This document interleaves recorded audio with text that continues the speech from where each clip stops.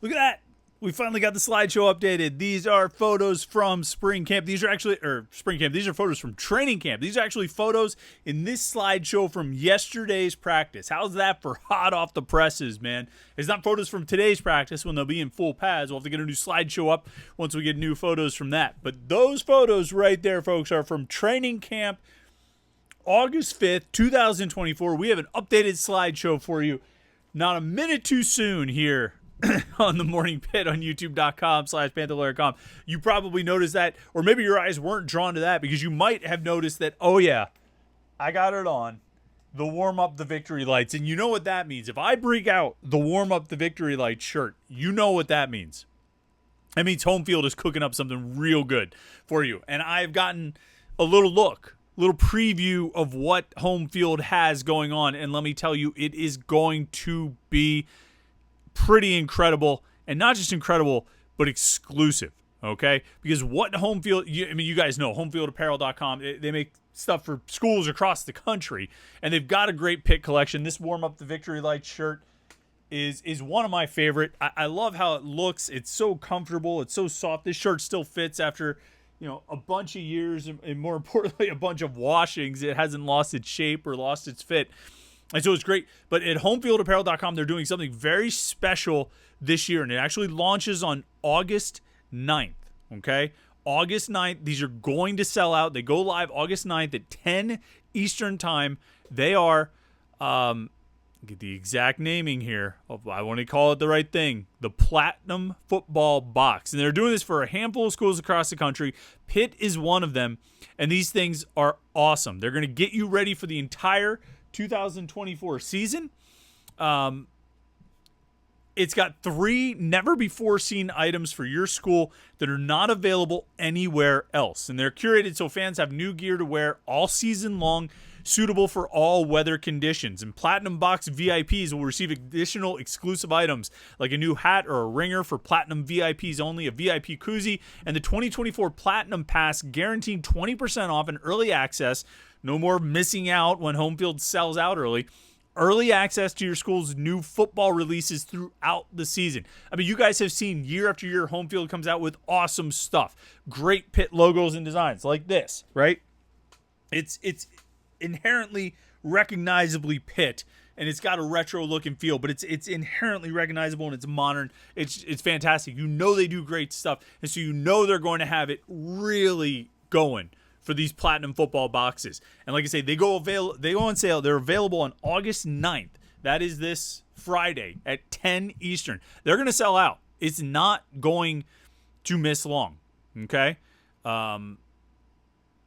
It's not going to last long at all. And you don't want to miss out on this, the Platinum Football Box.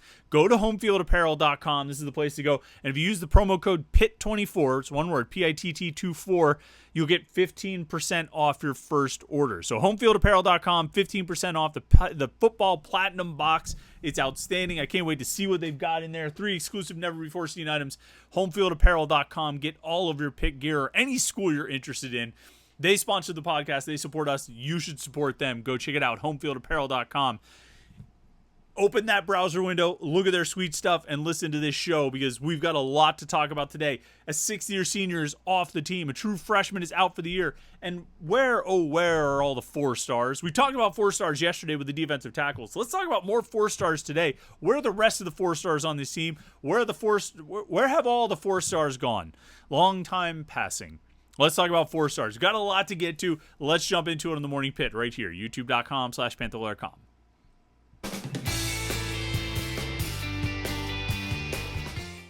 Long intro there, but I'm excited about the slideshow. I'm excited about home field. I got to tell you about all those things. We won't do that every day with home field, but believe me, we're going to make sure you know about it. Homefieldapparel.com. They're the best. I mean, they're just the best. They have outstanding stuff. And if you haven't seen it or gotten any yet, you need to go check it out. You know the deal. What we ask you to do here at youtube.com/Panther-Lair.com. Like this video and subscribe to the YouTube channel. Subscribe button's right down there. That way you won't miss any of our Pitt video content. We have video from practice yesterday. We have press conferences and interviews and all those things. It's all right here at youtube.com/Panther-Lair.com, and check out the website Panther-Lair.com, Pittsburgh.rivals.com to get all of your Pitt sports coverage. All right, some news came out yesterday. Pat Narduzzi made the announcement. A couple of announcements. One, sixth-year senior Bam Brima off the team. He's graduated, and I should probably get Narduzzi's exact language up for this one because I don't want to put words in his mouth. Bam Brima is not going, quote, Bam Brima is not going to be with us. He has graduated from the University of Pittsburgh, and that's kind of really all I can say at this point. So we're good there. And then the other news is that Mason Lindsay, freshman offensive lineman, quote, came in with an injury that we took care of and got him cleaned up and fixed, and he'll be out for the year, which I'm always going to give you the year-ending deal. So really he came in injured, and we'll get that cleaned up, and we'll move from there. Just an injury like that coming out of high school is one of those things that when you think about the new roster of 105, it's like, God, now we're at 104 when things like that happen. And that's the concerns and worries of those new roster numbers that we have. He's just one less guy that can go out there and practice for this. So anyway, end quote. Didn't need all that extra stuff. That's the gist of it. Those are the two important notes, or the two personnel notes from Pat Narduzzi. One is Bam Brima is not on the team anymore. Mason Lindsay is not going to play this year. Freshman offensive lineman probably wasn't going to see the field as it is, so the injury, probably doesn't change much in terms of the depth chart and the situation on the offensive line. But Bam Brima is a more notable situation for a number of reasons. For starters, he's a sixth-year senior, a guy with playing time, with experience, who's played 33 games over the past 4 seasons, dating back to the 2020 season. Had another year of eligibility, seemed to be fully intent on coming back and participating, being part of this team and this roster, and will not do so as in a bit of an interesting situation, a strange situation, I guess is the way I would say. And I mean, there's two things to talk about with Bam Brima's departure. One, the impact on the team, and two, the nature of his departure. And like Pat Narduzzi, no details there. Just says he's not going to be with us. He's graduated from the University of Pittsburgh, and that's kind of really all I can say at this point. Well, yeah, he graduated from the University of Pittsburgh. I believe he had already graduated prior to spring camp.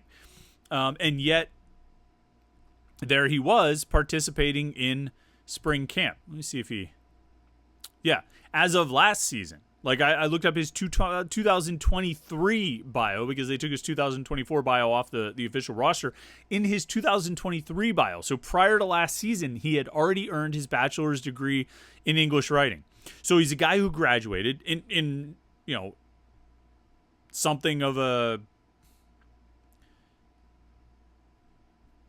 what do we say, an atypical major. You don't typically see English writing majors on the Pitt football roster, but nevertheless, he's a guy who graduated and went through spring camp, went through all of last season, went through spring camp, and now is not here. And it's a weird situation. It seems to be tied to some strange eligibility issue, it doesn't seem like anybody really wanted this to happen. It doesn't seem like Bam Brima was looking to leave Pitt. I don't think Pitt was looking for Bam Brima to leave.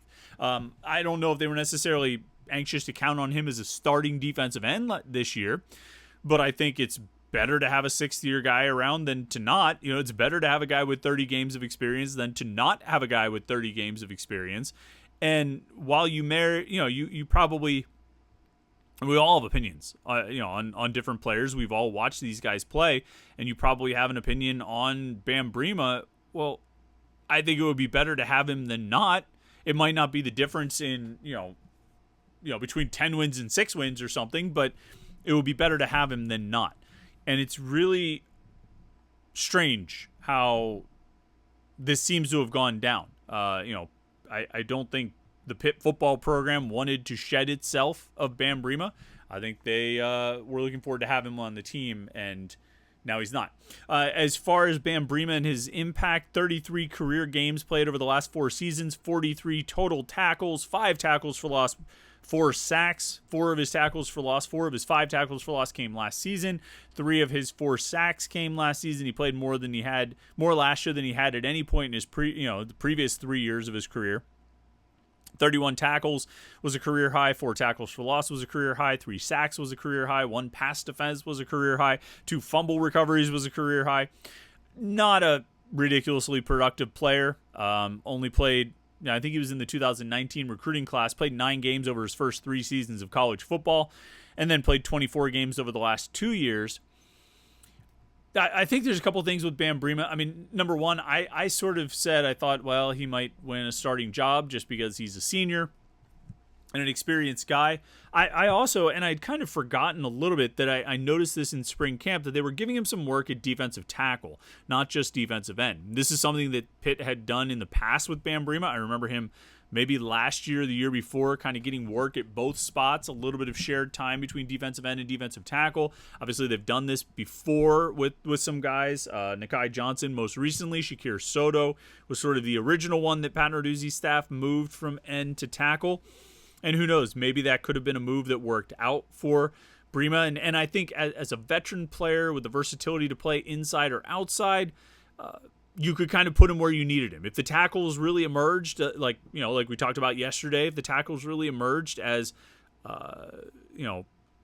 legitimate players and good players, then, maybe you keep him at end. If you have some good depth emerge at defensive end and maybe you need a little bit of help at tackle, you could slide him inside. And so it's not a move that makes or breaks the season, I would say. But again, to have a guy for another year, I think is probably better than not. I don't know if anybody's game plan against Pitt's defense is going to change without Bam Brema there. But it's unfortunate that a guy who wanted to play his last year is not going to be able to, and sort of has to move on. And I'm not really sure what options are available to him at this point. So, and when you throw in sort of the, what we've been able to gather as far as the circumstances around this of a weird kind of eligibility thing that, seems to fly. It feels like a contradiction when you're talking about someone who graduated to then have some kind of an eligibility issue. So it's very strange, curious situation. I would have to, and it's unfortunate. But we wish Bam Brema the best, and hopefully he has a good final year wherever he ends up. If he's inclined to continue playing football. If he wants to continue playing football, hopefully he finds a good home and can have success. Bam Brema was not a 4-star recruit coming out of high school. The last thing I would say about him, though, I mean, the guy was built like an NFL player. I mean, he had an NFL body, he had NFL size, he had NFL length and reach and all of those things. He was built like an NFL player. He didn't play like it. I was about to say he didn't always play like it. He never played like it. I mean, he never really flashed that ability. I mean, he flashed some of the potential, but he never was able to really do it consistently on the field, particularly in games. Sometimes we would hear little things here or there about practice, but he was never really able to do it in games. And, so that's what it is. He was not a 4-star prospect. He was a 3-star prospect coming out of high school. But Pitt does, as we said yesterday, Pitt does have 15 former 4-star prospects on the 2024 roster. And we talked a lot about the defensive tackles yesterday and how they have more 4-star prospects at defensive tackle than any other position on the roster. They have six former 4-stars. Nakai Johnson and Elliott Donald in that 2021 recruiting class. Nick James is a transfer from Indiana. Isaiah Neal in the 2023 recruiting class. And then the true freshmen this year, Jasir Whittington and Francis Brew. All at defensive tackle. 6 guys, which is pretty remarkable, and maybe makes you take a different look at the talent level at defensive tackle. Maybe you give it a second look and you're like, oh, maybe those guys might be actually kind of good. We'll see. Stars stop mattering. I mean, it's debatable if stars ever matter, but they stop mattering once you get into college, and you actually have to play and live up to that ranking and that touting. So what about the rest? What about the other 9 4-stars on this roster? 3, 4, 5, 6, 7, 8, 9. Right? Yeah. I had to double. I always do that. I always get these moments where I'm like, oh wait, did I miscount that? No, I didn't. There are 15 total. 6 at defensive tackle, 15 total former 4-star prospects on this roster, 6 at defensive tackle, 9 spread out throughout the rest of the team. You've got 1 quarterback, Eli Holstein. You've got 1 running back, Derek Davis. You've got 1 wide receiver, Dejon Reynolds, 1 offensive lineman, Ryan Baer. Flipping to the other side, you have 2 defensive ends, David Ojebwe and Sincere Edwards. You've got 1 linebacker in Cameron Lindsay, the true freshman, 1 cornerback in Rashad Battle, and 1 safety in Donovan McMillan. Now, of course, one of the interesting things about that list of 15 former 4-star prospects is that 6 of them are transfers. Donovan McMillan's a transfer, Dejon Reynolds, Eli Holstein, Derek Davis, David Ojebwe, and Nick James. So one of those defensive tackles we talked about, another defensive lineman, a quarterback, and then the two local guys who came home, Donovan McMillan and Derek Davis, are there as well. Now, Pitt did lose a couple of 4-stars in the offseason to the transfer portal. Dayon Hayes went to Colorado. Sam Okunlola went to Colorado. Javonte Royal actually was a 4-star recruit coming out of high school. He ended up transferring to New Mexico after the spring. So this list could have been 18 4-stars as opposed to 15, which would be a decent number, but probably still not as many as you would like to have. The question is, are these 4-stars actually going to do anything? Yeah, I mean, like I said, stars stop mattering once you get to college. Well, then you have to show what you can actually do. So what can Pitt expect out of the 4-star recruits, the guys who are former 4-stars, those 15 guys this season? For starters, I think you have one of the best players on the team is a former 4-star, and that's Donovan McMillan. McMillan had more than 100 tackles last year, the first time a Pitt player has done that since 2015, and he's only the second Pitt defender to record 100 tackles in the season under Pat Narduzzi. I'll be curious to see if he can repeat that feat this year, if teams maybe don't run it as much this year as they did in the past, and as much as they did last year, I should say, because teams ran the ball against Pitt more last year than any other year under since Pat Narduzzi became head coach. And those running plays all created a lot of opportunities for Donovan McMillan to have a lot of tackles. He had, 18 in the West Virginia game? They ran the ball like 50-some times. You can add those, you can figure out why he was getting so many tackle opportunities. But overall, I think he was just a really good player. I think he was really good for Pitt last year, and he's improved and increased his knowledge and obviously physical, stature and all of that. But he really knows the defense now, and I think that's just going to make him even better this year. And I think he's one of the best players on the team.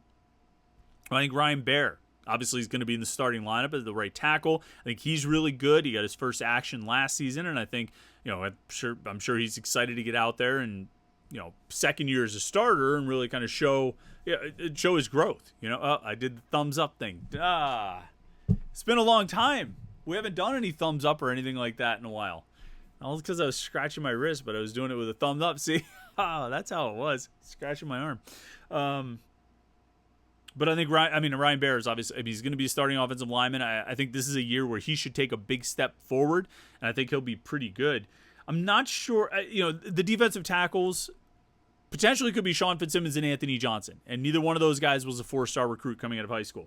You could get Nick James into the starting lineup. You could see Nikai Johnson into the starting lineup. You could see Isaiah Neal in the starting lineup, in which case you would have a 4-star guy there. Even if Nikai Johnson, Nick James, and Isaiah Neal are not in the starting lineup, I think they'll be 2 deep guys at the very least. I think they'll find themselves on the field a lot and listed on the depth chart. And so they'll be out there. They'll be contributing. Rashad Battle might win that starting job opposite Rylan Gandy, might not, but I think he'll play a lot regardless. Dejon Reynolds could be a starter, could be a receiver who comes off the bench. I'm sort of bullish on him, but I think if there's an emphasis on just speed and short passes that get turned into a big gain, I think I could see him, yielding snaps to Konate Mumfield, Kenny Johnson, obviously, but then also Sincerely and Raphael Williams, guys who are sort of built for this offense, guys who, in some ways, this offense is built for. And so I could see him yielding snaps to those guys, but I think also he's going to play a lot, Dejon Reynolds. I don't know about Derek Davis. Rodney Hammond and Desmond Reed are getting all the talk. Derek's there, but we need to see what his role becomes. Obviously, at quarterback, it's very interesting. Eli Holstein's going to battle with Nate Yarnell, I think, throughout training camp. I still think Yarnell holds on to the job and is the starter going into the season, but I wrote in my 3-2-1 column on Friday in the one prediction section that I predicted both quarterbacks would play some meaningful snaps in the opener against Kent State. I drew a comparison back to the 2015 opener when they opened against Youngstown State. They had Chad Wojcik run 2 drives, and then Nate Peterman ran 2 drives. And then they went back to Wojcik for the rest of the game, maybe because Peterman's second drive was a 1-play interception. Obviously, and then they did the rotation again the next week at Akron. By the end of the first half, Peterman had pretty much won the job, and he held on to it for the rest of that season and the next season. I don't know if it's going to be that structured of a rotation, with Yarnell and Holstein, but I think Holstein will play in the season opener against Kent State. So there's another 4-star that could potentially be in the mix. Defensive end. I didn't mention defensive end. David Ojebwe and Sincere Edwards. Ojebwe seems like he's going to need some time. Sincere, maybe not so much. I think Sincere Edwards is going to get on the field as a true freshman this year. I don't think he's going to redshirt. I don't know if he's going to start, but I think he's going to play. And I think he's going to play a decent amount and make an impact. David Ojebwe might take a little bit more time, but I think Sincere is ready to go. And I think he's got a chance to be really good in his career and potentially really good this year as well. So that's the 15 4-star prospects currently on the roster, what we think of all their chances. Cam Lindsey. I wouldn't be surprised if Cam Lindsey doesn't take a red shirt. Like if he plays a decent amount, like on special teams even, get him out there. Get him on the field. He can help you. He might not help you in the defense, but he can help you on special teams. And so play him and give Cam Lindsey an opportunity. I wouldn't think he would redshirt, would be my thought, but what do I know? So that's the 15 4-star prospects, what we see for them this year. Some guys in contributing roles, but not a lot. Most of the starting jobs, probably by a decent margin, are going to be taken by those 2- and 3-star guys, which has always been the case. And so you got to coach them up. So we'll see. We'll see what practice brings today. Of course, we'll have lots of coverage for you at Panther-Lair.com. We'll have Pat Narduzzi's press conference with the transcript and the video. We'll have a practice report. We'll have photos. We'll have practice video. They put on the pads for the first time, so we'll have lots of photos and videos of that stuff in the practice report throughout the day. Everything. We'll have it all, and it's all right there at Panther-Lair.com. Panther-Lair.com, Pittsburgh.rivals.com. Don't forget to like this video and subscribe, and go check out HomeFieldApparel.com. Promo code PIT24 for 15% off your first order. Don't forget, this Friday, they've got the Platinum football boxes coming out. Can't wait to see those. It's going to be awesome. Thanks so much for tuning in today. Have a great rest of your Tuesday, and we'll catch up with you tomorrow for the Morning Pit right here on YouTube.com/Panther-Lair.com.